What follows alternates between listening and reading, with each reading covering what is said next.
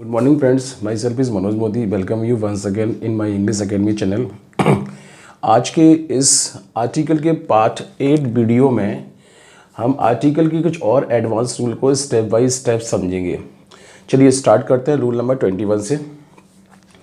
जैसा कि आप जानते हैं, कभी भी किसी भी सेंटेंस में अगर कोई एडजेक्टिव दिया हो और यदि उसको नाउन बनाना हो तो हम उस एडजेक्टिव के पहले अगर हम दा लगा दें तो वो नाउन का काम करने लगता है। जैसे रिच है, रिच का मतलब होता है अमीर, जो कि एडजेक्टिव है।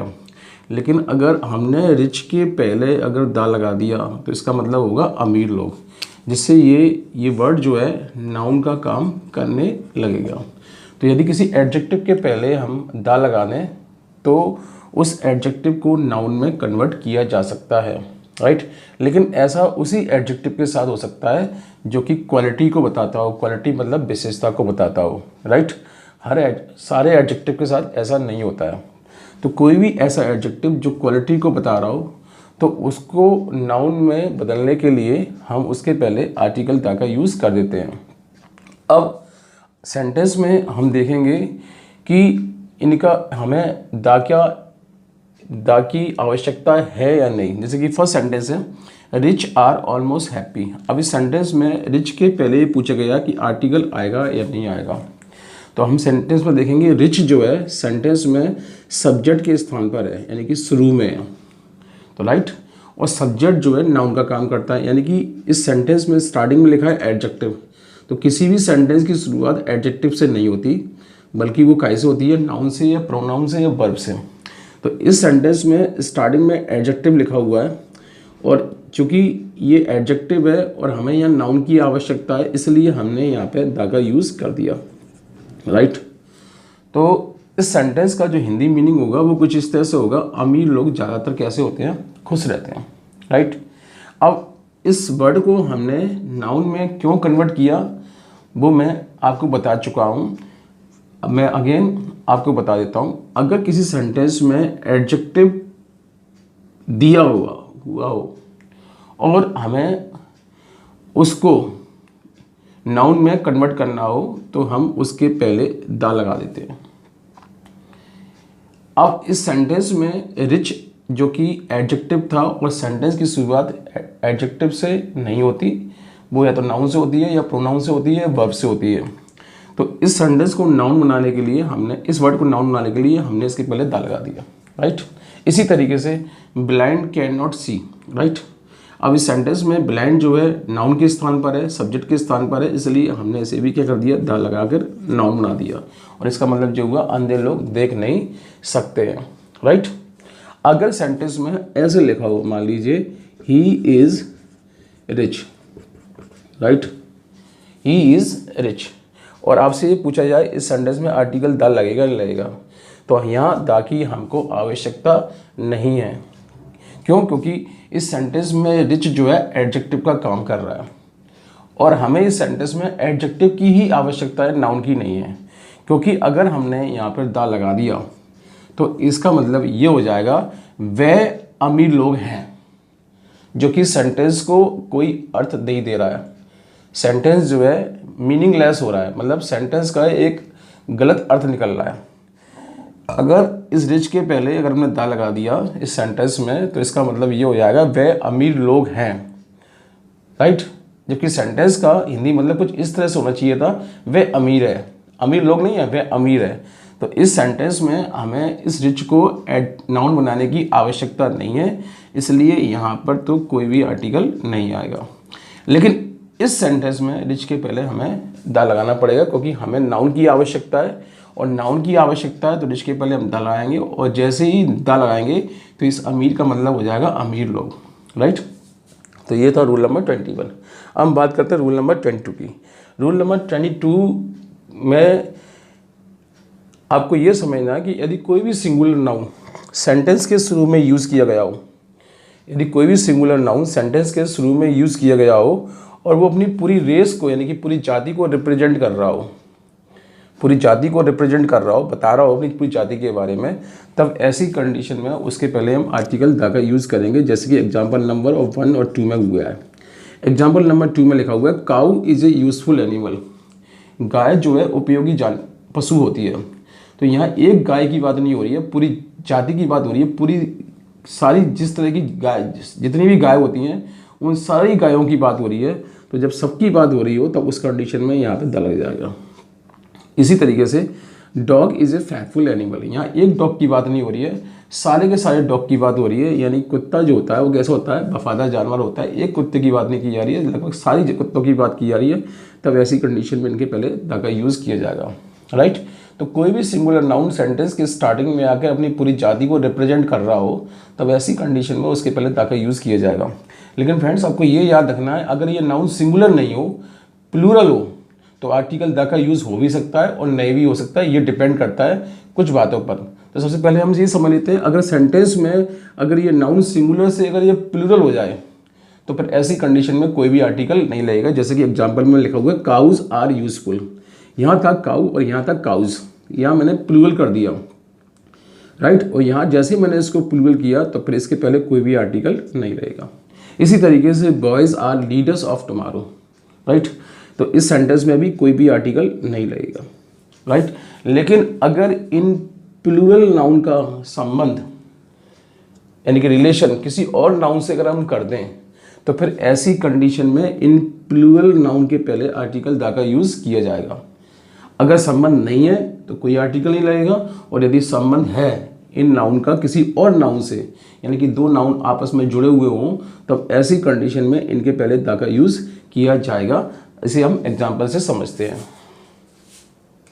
जैसा कि मैंने आपको बताया था कि अगर कोई नाउन प्लूरल होता है तो उसके पहले आर्टिकल द का यूज़ उस कंडीशन में किया जा सकता है जब उस नाउन का संबंध किसी दूसरे नाउन से कर दिया जाए, और संबंध करने के लिए हम ऑफ का यूज़ उन दोनों के बीच में करते हैं। तो यहाँ काउज का जो संबंध है वो बिहार से है, मतलब बिहार की गाय कैसी है, महंगी है। तब इस कंडीशन में काउज के पहले आर्टिकल द का यूज़ किया जा सकता है। इसी तरीके से boys of my school are naughty, यहाँ बॉयज़ का जो संबंध है हमने माई स्कूल से कर दिया है, यानी कि इस नाउन का संबंध इस नाउन से कर दिया गया है ऑफ के थ्रू। तब इस कंडीशन में इस बॉयज़ के पहले हम आर्टिकल द का यूज़ कर सकते हैं, और इसका मतलब है मेरे स्कूल के विद्यार्थी कैसे हैं, शैतान है। लेकिन आपको ध्यान रखना है, अगर इस बॉयज़ का संबंध किसी और नाउन से नहीं किया जाए, खाली ये सिंगल हो, मतलब इसका संबंध किसी से नहीं किया जाए, तब ऐसी कंडीशन में बॉयज़ के पहले कोई भी आर्टिकल नहीं आएगा, राइट। साथ साथ मैंने आपको ये भी बताया था कि हम नॉर्म, इससे पहले भी मैं बता चुका हूँ कि अगर हम जनरल सेंस में बॉयज़ की बात करें, बॉयज़ की क्वालिटी की बात करें, तो ऐसी कंडीशन में इनके पहले आर्टिकल द का यूज़ नहीं किया जाता। बच्चे जो होते हैं नॉटी होते हैं, एक आम बात है, साधारण सी बात है। लेकिन अगर बच्चों की बात जनरल सेंस में ना होकर किसी और सेंस में हो, तब उस कंडीशन में बॉयज़ के पहले आर्टिकल द का यूज़ भी किया जाता है। इससे पहले के वीडियो में मैं ये रूल आपको पढ़ा चुका हूँ। तब बॉयज़ के पहले भी आर्टिकल द का यूज़ किया जा सकता है। तो ये था रूल नंबर 22। हम बात करते हैं रूल नंबर 23 की। तो हम बात करते हैं रूल नंबर 23 की। अगर किसी सेंटेंस में नंबर्स का यूज़ किया गया हो, जैसे कि कार्डिनल नंबर और ऑर्डिनल नंबर, नंबर यानी कि संख्या, तो यदि किसी सेंटेंस में कार्डिनल नंबर व ऑर्डिनल नंबर का यदि यूज़ किया गया है तो उनके पहले आर्टिकल ए एन का और द का दोनों का यूज़ किया जाता है। तो सबसे पहले हम समझ लेते हैं कि कार्डिनल नंबर कौन से होते हैं। कार्डिनल नंबर ऐसे नंबर जब हम संख्याओं को कुछ इस तरह से बोलें 1 2 3 4 5 6, तब इनके पहले आर्टिकल ए व एन का यूज़ साउंड के आधार पर होगा। लेकिन हम संख्याओं को यानी कि नंबर को 1 2 3 ना बोलते हुए first second third last next इस तरह से बोले तो ये कहलाते हैं ऑर्डिनल नंबर। तो अगर किसी सेंटेंस में कार्डिनल नंबर और ऑर्डिनल नंबर आए हों तो उनके पहले आर्टिकल का यूज़ किया जाएगा अगर वो सेंटेंस में एडजेक्टिव का काम कर रहे हैं, राइट। सबसे पहले देख लेते हैं example number 1, I have 1 rupee note. इस सेंटेंस में देखेंगे जो 1 जो है ये कार्डिनल नंबर है, साउंड के आधार पर इस पर आर्टिकल ए का यूज़ हो जाएगा और सेंटेंस का मतलब होगा मेरे पास एक रुपये का नोट है। इसी तरीके से आई हैव 5 रुपी नोट, इसमें कार्डिनल नंबर दिया हुआ है तो साउंड के आधार पर इस पर भी आर्टिकल ए का यूज़ हो जाएगा, राइट। लेकिन अब एग्जाम्पल नंबर 3 में हम देखेंगे C is first student in the class, और फोर्थ एग्जाम्पल में he was last girl in the line. इन सेंटेंस में दो नंबर दिए हैं, फर्स्ट और लास्ट, जो कि ऑर्डिनल नंबर है। तो ऑर्डिनल नंबर की सेंटेंस में अगर दिए हो तो उनके पहले आर्टिकल द का यूज़ किया जाएगा। तो इस सेंटेंस की कुछ इस तरह से मीनिंग निकलेगा, वह क्लास में सबसे पहली छात्र है, और इस सेंटेंस का मतलब निकलेगा वह लाइन में she was the last girl in the line, वह लाइन में सबसे अंतिम क्या थी, लड़की थी। लेकिन इस रूल में आपको ये याद रखना पड़ेगा, अगर किसी सेंटेंस में ऑर्डिनल नंबर जैसे फर्स्ट, सेकंड, लास्ट, नेक्स्ट, अगर ये सेंटेंस में एडवर्ब का काम कर रहे हैं तो इनके पहले कोई आर्टिकल नहीं आएगा। जैसे कि एग्जांपल नंबर ये, it was first designed by Robin Hook, right. अब इस सेंटेंस में हम देखेंगे ये फर्स्ट जो है इस सेंटेंस में एडवर्ब का काम कर रहा है। अब ये कैसे मालूम पड़ेगा कि ये एडवर्ब का काम कर रहा है या एडजेक्टिव का काम कर रहा है? तो अगर किसी सेंटेंस में ऑर्डिनल नंबर के बाद नाउन लिखा है, राइट, जैसे कि इस सेंटेंस में लिखा हुआ है, तो ये एडजेक्टिव का काम करेगा।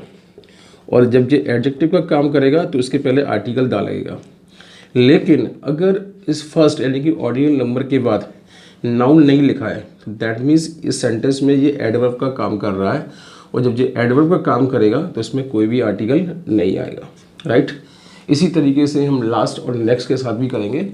अगर लास्ट और नेक्स्ट सेंटेंस में एडवर्ब का काम कर रहे हैं तो उनके पहले कोई आर्टिकल नहीं लगेगा, लेकिन लास्ट और नेक्स्ट के बाद नाउन लिखा हुआ हो तो वो सेंटेंस में एडजेक्टिव का काम करेगा, तब ऐसी कंडीशन में इनके पहले हम आर्टिकल द का यूज़ करेंगे। ये था रूल नंबर 23। अब हम बात करते हैं रूल नंबर 24 की। बॉडी पार्ट्स के नाम के पहले आर्टिकल द का यूज़ किया भी जाता है और नहीं भी किया जाता है। ये डिपेंड करता है इनके पहले यूज़ किए गए वर्ड के आधार पर। अगर किसी सेंटेंस में बॉडी पार्ट्स के नाम के पहले प्रीपोजिशन आया है, अगर किसी सेंटेंस में बॉडी पार्ट्स के नाम के पहले प्रीपोजिशन आया है, तब ऐसी कंडीशन में हम उसके पहले द का यूज़ करेंगे। लेकिन सेंटेंस के स्टार्टिंग में ही यदि बॉडी पार्ट्स का नाम दिया गया है, यानी कि प्रॉपर नाउन दिया गया है, तब ऐसी कंडीशन में उस बॉडी पार्ट्स के नाम के पहले कोई आर्टिकल नहीं लगेगा, राइट। तो जैसे कि पहले वाले एग्जाम्पल में लिखा हुआ, रेखा कॉट हिम बाय नेक। नेक जो कि बॉडी पार्ट्स है, बॉडी पार्ट्स का नाम है, इसलिए इस सेंटेंस में हमने द का यूज़ कर दिया, क्योंकि इसके तुरंत पहले प्रीपोजिशन बाय का यूज़ किया गया है। लेकिन अगर सेंटेंस में बॉडी पार्ट्स के नाम के पहले किसी भी प्रीपोजिशन का यूज़ नहीं किया गया हो और सेंटेंस के शुरू में बॉडी पार्ट्स का यूज़ किया गया हो, तब ऐसी कंडीशन में हम उस बॉडी पार्ट्स के नाम के पहले कोई आर्टिकल नहीं लगाएंगे, राइट। हम बात करते हैं रूल नंबर 25 की। तो जब भी गवर्नमेंट की organisation organ of the government दिया हो, मतलब सरकार की संस्थाओं के नाम दिया गए हो, गवर्नमेंट की संस्थाओं के नाम दिए गए हो, तब उनके पहले हम आर्टिकल द का यूज़ करेंगे। जैसे जुडिशरी लिखा हुआ तो जुडिशरी के पहले हम द लगाएंगे, आर्मी लिखा हो तो आर्मी के पहले द लगाएंगे, नेवी लिखा है तो नेवी के पहले आर्टिकल द का यूज़ करेंगे। तो जब भी गवर्नमेंट संस्थाओं के नाम दिए गए हो, गवर्नमेंट ऑर्गेनाइजेशन के नाम दिए गए हो, तो उनके नाम के पहले हम आर्टिकल द का यूज़ करेंगे। तो जैसे फर्स्ट एग्जांपल है, ही जॉइंड आर्मी, यानी कि ये गवर्नमेंट ऑर्गेनाइजेशन है, इसलिए हमने यहाँ पे आर्टिकल द का यूज़ कर दिया। लेकिन फ्रेंड्स, आपको ये याद रखना है, अगर किसी सेंटेंस में इन शब्दों से, मतलब इन नाउन से आपको गवर्नमेंट संस्था के नाम का बोध नहीं हो रहा हो, बल्कि वहाँ कुछ लोगों का या लोगों का बोध हो रहा हो, तब ऐसी कंडीशन में उसके पहले कोई भी आर्टिकल नहीं लगेगा। जैसे कि इस सेंटेंस में यहाँ लिखा हुआ है आर्मी वाज देयर, तो यह इसका मतलब ये आर्मी यहाँ संस्था का काम नहीं कर रही है, यहाँ इसका मतलब है आर्मी के लोग, राइट। तो किसी सेंटेंस में अगर गवर्नमेंट संस्था के नाम दिए हों, यानी गवर्नमेंट ऑर्गेनाइजेशन दिए हों, तो उनके नाम के पहले हम आर्टिकल द का यूज़ करेंगे। लेकिन उन नाम से संस्था का बोध नहीं हो रहा हो, लोगों का बोध हो रहा हो, तब उस कंडीशन में कोई भी आर्टिकल नहीं लगेगा। अब रूल नंबर 26, ये सबसे इंपॉर्टेंट रूल है। तो जब भी किसी सेंटेंस में कभी भी कोई नाउन, चाहे वो काउंटेबल हो या अनकाउंटेबल हो, सिंगुलर हो या प्लूरल हो, यदि उस नाउन को पर्टिकुलराइज किया जा रहा हो, यानी कि उस नाउन की विशेषता बताई जा रही हो सेंटेंस में, तब ऐसी कंडीशन में उस नाउन के पहले आर्टिकल द का यूज किया जाता है। जैसे कि इस एग्जांपल में he is boy who is blind. अब इस सेंटेंस में बॉय जो है सिंगुलर नाउन है, सिंगुलर नाउन है, तो इस सेंटेंस में क्या है, इस सेंटेंस में आर्टिकल ए व एन का यूज होना चाहिए था। लेकिन इस सेंटेंस में आगे इस बॉय की विशेषता बताई गई है कि बॉय कैसा था, अंधा था, अंधा है, यानी कि इस लड़के की विशेषता बताई गई है। तो जब भी किसी सेंटेंस में किसी नाउन की विशेषता बताई जा रही हो, उसको पर्टिकुलराइज किए जा रहा हो, तब उस कंडीशन में उसके पहले दा का यूज किया जाएगा। अब ऐसी कंडीशन में इस सेंटेंस में दा का जो हिंदी मीनिंग निकलेगा वो कुछ वो निकलेगा, यानी कि ये वो लड़का है जो कि कैसा है, अंधा है। तो जैसा कि फ्रेंड्स मैंने आपको बताया था कि आर्टिकल दा का हिंदी में कोई अर्थ नहीं होता, लेकिन सेंटेंस के अकॉर्डिंग इसका अर्थ हम बना सकते हैं। तो इस सेंटेंस में यहाँ दा का जो अर्थ है वो है, और इस सेंटेंस का कुछ हिंदी मीनिंग ये है, he is the boy who is blind, यानी कि ये वो लड़का है जो कि कैसा है, अंधा है। Now come to the second example, book you gave me was costly. इस सेंटेंस में बुक जो है सिंगुलर नाउन है, सिंगुलर नाउन है, काउंटेबल भी है, इसलिए इस सेंटेंस में आर्टिकल ए व एन का यूज होना चाहिए था। लेकिन इस सेंटेंस में हमने बुक की विशेषता बताई है, बुक कैसी थी, कॉस्टली थी, महंगी थी, यानी कि इस नाउन की हमने विशेषता बताई है, नाउन को पर्टिकुलराइज किया है। तब ऐसी कंडीशन में यहाँ दा का यूज किया जाएगा, और ऐसी कंडीशन में इस दा का मतलब होगा जो। तो जो किताब तुमने मुझे दी वो कैसी थी, कॉस्टली थी, राइट। तो सेंटेंस में अगर सिंगुलर नाउन दिया हो, काउंटेबल हो, तो उसमें आर्टिकल ए एन और द का यूज किया जाता है। ये डिपेंड करता है कि उस नाउन को सेंटेंस में किस तरह से यूज किया गया है। अगर उस नाउन की सेंटेंस में कोई भी विशेषता नहीं बताई गई है, उसको पर्टिकुलराइज नहीं किया गया है, तो ऐसी कंडीशन में साउंड के आधार पर ए व एन आर्टिकल का यूज होगा। लेकिन यदि उस नाउन की विशेषता बताई गई है, नाउन को पर्टिकुलराइज किया गया है, तब ऐसी कंडीशन में उनके पहले दा का यूज किया जाएगा। ये सबसे इंपॉर्टेंट रूल है जो कि लगभग सभी कॉम्पिटिशन में पूछा जाता है। अब हम बात करते हैं रूल नंबर 27 की, बात करते हैं रूल नंबर 26 की। तो अगर किसी भी सेंटेंस में ऑल लिखा हुआ हो, तो ऑल के बाद हम द आर्टिकल का यूज करते हैं। जबकि अगर सेंटेंस में होल लिखा हो, तो होल के पहले द का यूज किया जाता है, राइट। मतलब ऑल के बाद दा लगेगा और होल के पहले दा लगेगा। तो कभी भी किसी सेंटेंस में अगर ऑल और होल ये वर्ड आ रहे हो, तो आपको आर्टिकल याद रखना है कि अगर वो ऑल लिखा है तो ऑल के बाद दा आएगा, और यदि होल लिखा है तो होल के पहले दा आएगा। जैसे एग्जांपल है ऑल बेस्ट, राइट। तो इस सेंटेंस में ऑल लिखा हुआ है, तो ऑल के बाद कौन सा आर्टिकल लाएंगे, the, all the best. Come to the second example, all boys were present there. अब इस सेंटेंस में ऑल लिखा हुआ है और आपसे पूछा गया है आर्टिकल कौन सा आएगा, तो चूंकि यहाँ ऑल के बाद हम जानते हैं द आर्टिकल का यूज किया था, तो ये ऑल द बॉयज हो गया। सारे के सारे बच्चे वहां पर क्या थे, प्रेजेंट थे, बॉयज। अब इसी सेंटेंस में थर्ड सेंटेंस देखें, यहाँ होल लिखा हुआ है, तो होल से पहले हम जानते हैं आर्टिकल द का यूज किया जाता, तो यहाँ कहा जाएगा the whole water of the Ganga is polluted. Ganga का सारा पानी कैसा है, पॉल्यूटेड है, प्रदूषित है। रूल नंबर 27, ये भी एक इम्पोर्टेंट रूल है जिसमें आपको ये याद रखना है, कभी भी सेंटेंस में दो नाउन दिए हो और इन दोनों नाउन को यदि आपस में ऑफ से जोड़ा गया हो, कभी भी किसी सेंटेंस में दो नाउन दिए गए हो, उन दोनों नाउन को आपस में ऑफ से जोड़ा गया हो, तो उन दोनों के पहले आर्टिकल द का यूज किया जाएगा, राइट। जैसे इस एग्जाम्पल में देखिए, marriage is union of two souls, right. इस सेंटेंस में यूनियन क्या है, नाउन है, और इसके बाद फिर से यहाँ लिखा हुआ सोल्स यानी कि आत्मा, राइट। अब इन दोनों नाउन को आपस में ऑफ से जोड़ा गया है, मतलब ऑफ से रिलेट किया गया है, ऑफ से इन दोनों नाउन के बीच में संबंध जोड़ा गया है। तब ऐसी कंडीशन में इन दोनों नाउन के पहले हम आर्टिकल द का यूज करेंगे, जिसका मतलब है शादी जो होती है, विवाह जो होता है, दो आत्माओं का क्या होता है, मिलन होता है, राइट। रूल नंबर 28, अगर किसी सेंटेंस में most, some, any, both, either, neither, none जैसे शब्द आए और उनके बाद ऑफ लिखा हुआ हो और ऑफ के बाद नाउन लिखा हुआ हो, तब ऐसी कंडीशन में इनके बीच में आर्टिकल का यूज किया जाता है, राइट।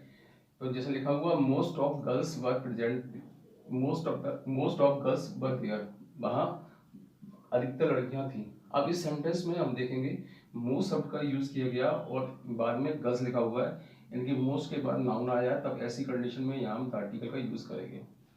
इसी तरीके से सम ऑफ वाटर इज ड्रिंकेबल, सम का यूज किया गया है, तो जैसे हम जानते हैं सम के बाद यदि ऑफ लिखा हो फिर नाउन लिखा हो, जैसे ऑफ लिखा है नाउन लिखा है, तो इन दोनों के बीच में आर्टिकल द का यूज करेंगे। ये था रूल नंबर 28 हम बात करते हैं रूल नंबर 29 की।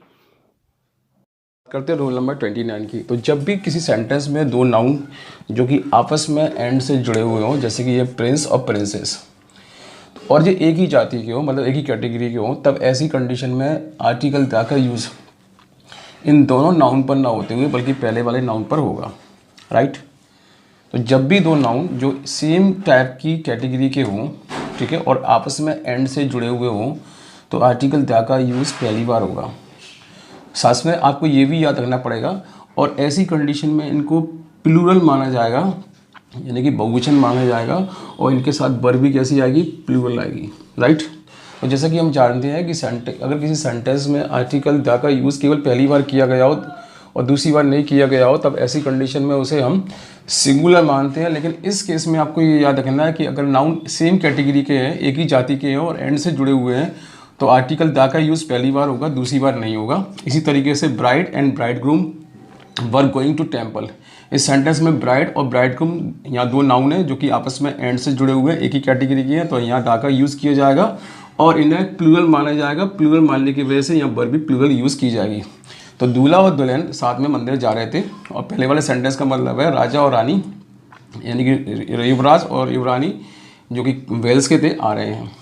अब हम बात करते हैं रूल नंबर 30 की। तो जब भी किसी सेंटेंस में कोई नाउन जो सेंटेंस में डिफरेंट अर्थ दे रहा हो, मतलब वो अर्थ नहीं दे रहा हो जो उसका एक्चुअल मीनिंग होता है, तो यदि किसी भी सेंटेंस में कोई भी नाउन जो डिफरेंट अर्थ दे रहा हो, तब ऐसी कंडीशन में उस नाउन के पहले हम आर्टिकल द का यूज़ करते हैं। फॉर एग्जाम्पल, जैसे कि एग्जाम्पल नंबर लिखा हुआ 1, pen is mightier than sword. तो जैसे कि हम जानते हैं कि पेन का जो हिंदी मतलब होता है वो होता है कलम। पेन का मतलब होता है कलम और स्वॉर्ड का मतलब होता है तलवार। लेकिन इस सेंटेंस में यहाँ कलम की बात नहीं हो रही है, बल्कि यहाँ पेन का अर्थ कुछ डिफरेंट है। उसी तरीके से यहाँ स्वॉर्ड का अर्थ कुछ डिफरेंट है। तो अगर हम पेन के पहले अगर दा लगा लें, तो इस पेन का मतलब कलम नहीं होगा, बल्कि क्या होगा, लेखक। राइट। और स्वॉर्ड के पहले अगर हम दा लगा दें, तो इसका मतलब होगा योद्धा, यानी कि युद्ध में लड़ने वाला। तो किसी लेखक की ताकत जो होती है वो किसी योद्धा से क्या होती है, कई गुना ज्यादा होती है। मतलब लेखक जो होता है किसी भी योद्धा से क्या होता है, शक्तिशाली होता है। तो इस सेंटेंस में कलम और तलवार की ना बात होते हुए लेखक और योद्धा की बात की गई है। तब ऐसी कंडीशन में यहाँ पेन जो है कलम का अर्थ ना देते हुए लेखक का अर्थ दे रहा है, और स्वॉर्ड जो है तलवार का अर्थ ना देते हुए योद्धा का अर्थ दे रहा है।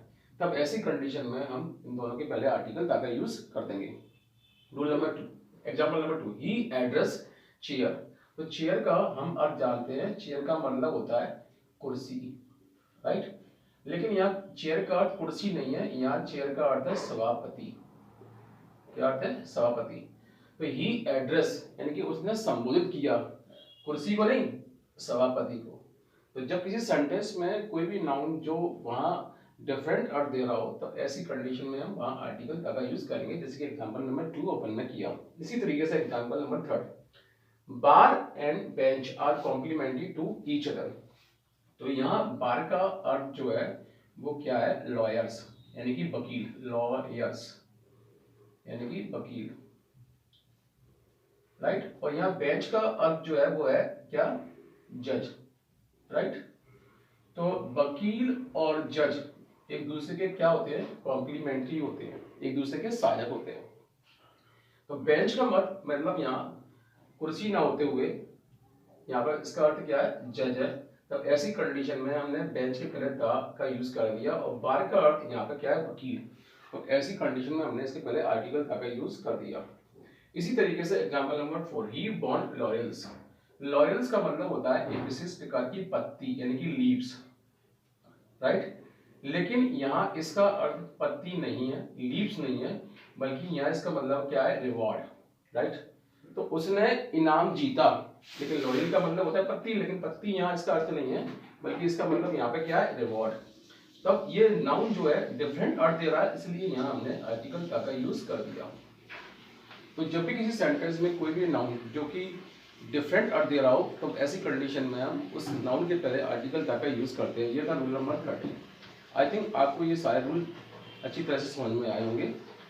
इसके आगे भी हमारे पास आर्टिकल के और भी कई इम्पोर्टेंट जो कि कंपटीशन में पूछे जाते हैं वो रूल भी है, जिसे हम आगे के वीडियो में पढ़ेंगे। ये था रूल वीडियो नंबर 8।